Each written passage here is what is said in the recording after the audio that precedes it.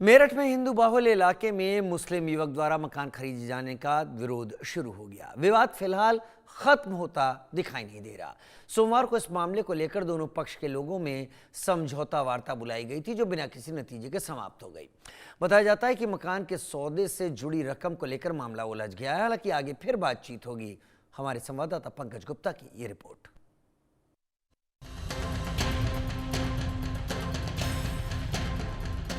मेरठ में पिछले कई दिनों से एक मकान को लेकर विवाद चल रहा है। मैं सबसे पहले आपको वो मकान दिखा देता हूँ कि मैं पहुंचा हूँ मेरठ के जो है यहाँ पर। इस मकान को लेकर पिछले कई दिनों से विवाद चल रहा है, जहाँ हिंदू संगठनों द्वारा लगातार प्रदर्शन किया जा रहा है और हिंदू संगठनों का आरोप है कि ये मकान जो है एक हिंदू था और जो ये मकान है एक मुस्लिम परिवार को बेचा गया है। तमाम इस मकान को लेकर प्रदर्शन हो रहा है। अब जाकर जो पुलिस है, पुलिस के पास शिकायत पहुंची थी। उसके बाद पुलिस ने दोनों पक्षों को बुलाकर समझौता कराने की जो है प्रक्रिया की थी, लेकिन समझौता जो है वो बेनतीजा निकला। अब देख सकते हैं यहाँ पर पुलिस मौजूद है और मकान पे आप देख सकते हैं यहाँ पर ताला लगाया हुआ है। तमाम जो ये मकान है जो एक मुस्लिम जो परिवार है उसके द्वारा खरीदा गया है, क्योंकि जो ये मकान था एक हिंदू का था। और इसके पीछे में सबसे पहले तस्वीर आपको मकान की दिखा देता हूँ कि जो मकान है ये पूरा लंबा मकान है और इसके पीछे यानी कि जैसे ही हम इस गेट से निकलेंगे, गेट से निकलने के बाद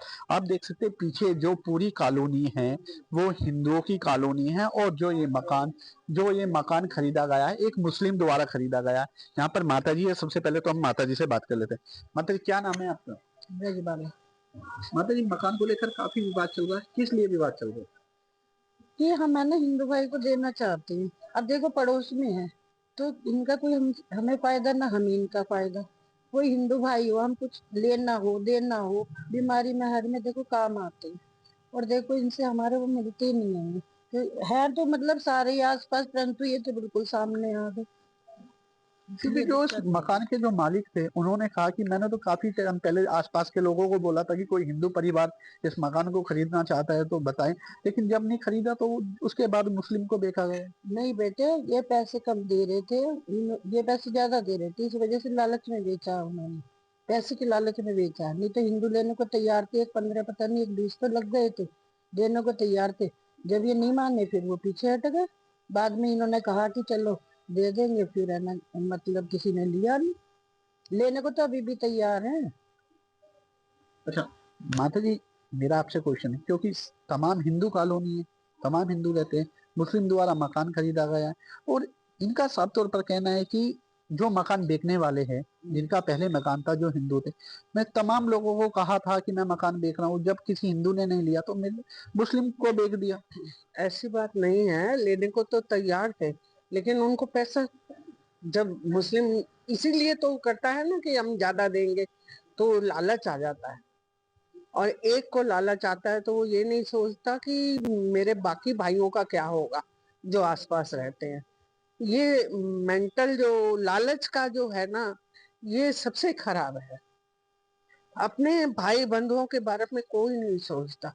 आप पटेल नगर की हालत देखिए क्या हो गई।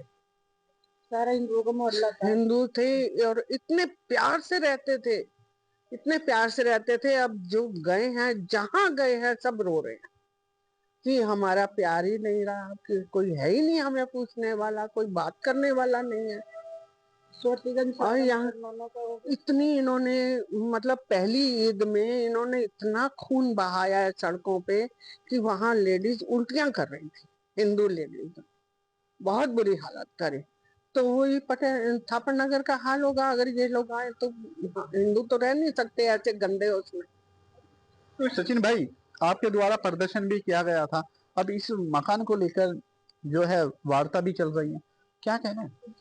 देखिए, सचिन सिरोही, राष्ट्रीय अध्यक्ष, अखिल भारतीय हिंदू स्वच्छता संगठन मेरठ से। यहाँ थापर नगर का विषय नहीं है, पूरे देश भर का विषय है। बिल्कुल क्योंकि थापर नगर के जस्ट 100 मीटर पे जैसे पटेल नगर एक मोहल्ला हुआ करता था, 300 हिंदू परिवार के मकान थे वहां पे, और आज एक भी हिंदू वहां नहीं है।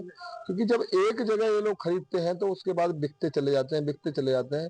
जैसे जैसे जैसे कहते हैं ना, किसी से छुआछूत की बीमारी, तो ये समझो हिंदुओं को छुआछूत की बीमारी है इन लोगों से, जहां ही आ जाते हैं। वहां हिंदू भगना शुरू कर देता है। वो नहीं रह सकता इनके बीच में, इनके साथ नहीं रह सकता। कौन गुरुद्वारे का भी, गुरुद्वारे के सामने मीट फेंका, थाने में धरना दिया 6 घंटे हमने इसी बात का कि भाई हम गुरुद्वारा है, वहां धार्मिक स्थल है हमारा, और लगी हुई दीवार है, एक मकान बराबर में है गुरुद्वारा, उसके बाहर जो मीट के टुकड़े फेंक दिए। थाने में धरना देने से अगले दिन तो चैलेंज करते हुए ये मकान जिससे हिंदू ना खरीद पाए, उन्होंने उसे मुद्दे को भटकाने के लिए डलवाया है। क्या करवाया है आप बताइए? गुरुद्वारे के सामने मीट फेंका जा रहा। कल को मकान से, ये इनका मकान है जिन्होंने खरीदा मुसलमानों ने, सामने हिंदू मकान है, बराबर में हिंदू मकान है। कल को हमारी बच्चियां हैं, बहन बेटियां हैं, महिलाएं हैं, छत से छत मिली हुई है, तो किस तरीके से लफ्ज जिहाद धर्मांतर कराए? आज तो हम लैंड जिहाद करा रहे हैं, कल को हम जो है मतलब जो है लैंड जिहाद झेले, कल को हम लफ्ज जिहाद झेले, धर्मांतरण झेले, अपनी बहन बेटियों के साथ छेड़छाड़ बदतमीज जो यहाँ होती है। आपका माहौल अभी तो सत्ता योगी जी की है तो थोड़ा सा शांति है, लेकिन लैंड जिहाद तो रुका। प्रदेश के मुख्यमंत्री योगी जी से मेरी मांग है कि ये मकान वापसी हो, हम पूरा पैसे देने के लिए तैयार। जो सचिन भाई, मेरे आपसे सवाल है, क्योंकि इस बीच जो है समझौते की भी बात की गई कि जिन्होंने मकान खरीदा है उन्होंने कहा मैं मकान वापस दे दूंगा अगर जो मेरी इसमें जो पैसा मैंने दिया है, जो मैंने इसमें बैंक से लोन कराया, तमाम अगर मेरा सेटलमेंट हो जाता है।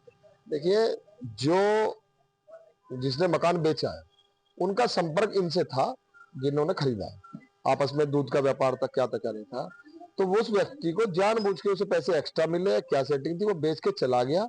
अब मकान यहीं के लोग, कि जिससे परेशानी ना बढ़े, यहीं के लोग मकान वापस लेना चाह रहे हैं। जितना 1 करोड़ 9 लाख रुपए में खरीदा है, 1 करोड़ 9 लाख प्लस रजिस्ट्री के पैसे वो लोग दे रहे हैं। मकान कौन विवाद में? वो भी तो विवाद में रहेगा, उसका परिवार भी विवाद में रहेगा।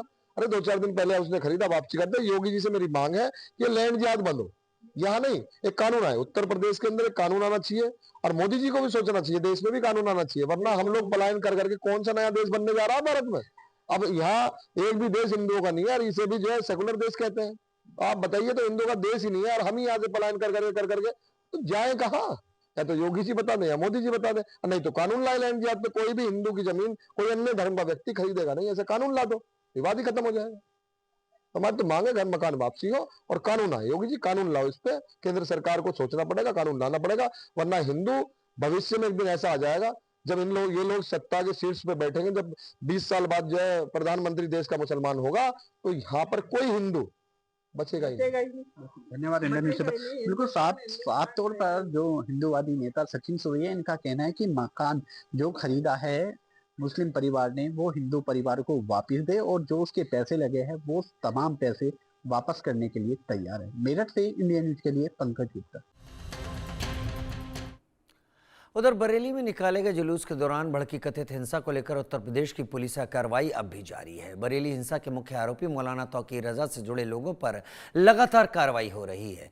अब उसके करीबियों से जुड़े गुड मैरिज लॉन और इवान फरहत मैरिज लॉन को बीडीए नियमों के उल्लंघन और नक्शा पास न कराने पर ध्वस्त करने की कार्रवाई शुरू की गई है। कई नोटिसों के बाद थाना बारादरी में ये कार्रवाई की गई। आपको बता दें कि अब तक शहर में करीब 1 दर्जन अवैध इमारतें गिराई जा चुकी हैं। 26 सितंबर की घटना के बाद मौलाना तौकीर रजा के करीबियों पे लगातार बीडीए का बुलडोजर गरज रहा है। आपको बता दें कि बीडीए द्वारा 26 अवैध निर्माणों को सील किया गया था। उसके बाद लगातार उन निर्माणों को ध्वस्तीकरण की कार्रवाई की जा रही है। अभी कुछ दिन ही पहले मोहम्मद आरिफ के बैंकेट हॉल और 16 अवैध दुकानों के खिलाफ बुलडोजर की कार्रवाई हुई थी। उसके साथ ही साथ जो उनके 5 मंजिला जो पीटर इंग्लैंड का शोरूम था, उस पर भी कार्रवाई की गई थी। और आज उनके करीबी पे फिर उनके बारात घर है, उस पर बीडीए द्वारा कार्रवाई की जा रही है, ध्वस्तीकरण की कार्रवाई। आप हमारे पीछे देख सकते हैं कि जो बुलडोजर है वो लगातार ध्वस्तीकरण की कार्रवाई कर रहा है, और बीडीए के अधिकारी और तमाम पुलिस प्रशासन के अधिकारी यहाँ पर मौजूद हैं। पुलिस अधीक्षक नगर मानुष पारिक भी यहाँ पर आए हुए हैं। सीओ, तमाम ऐसे अधिकारी हैं, सुरक्षा व्यवस्था जो कानून व्यवस्था अपने हाथ में डाले उसके यहाँ पर कैंप किए हुए हैं। और यहाँ पर आपको बता दें, जब ये बुलडोजर की कार्रवाई शुरू हुई थी तो तमाम ऐसे लोग थे जिन्होंने इसका विरोध किया था और कहा था कि हमारे पास वैध कागज हैं, लेकिन उनके फिर भी बीडीए द्वारा कार्रवाई की गई है। बीडीए के अधिकारियों का साफ कहना है कि जो बारात घर है वो अवैध है, इनके खिलाफ कोई कागज नहीं है, शोकास नोटिस है, ध्वस्तीकरण का भी नोटिस जारी किया जा चुका है, फिर भी इन लोगों ने अपना अवैध निर्माण नहीं गिराया था, जिसके बाद बीडीए ने आज बुलडोजर की कार्रवाई करके अवैध निर्माण का ध्वस्तीकरण कर दिया है। Alok Gupta, India news, Bareilly.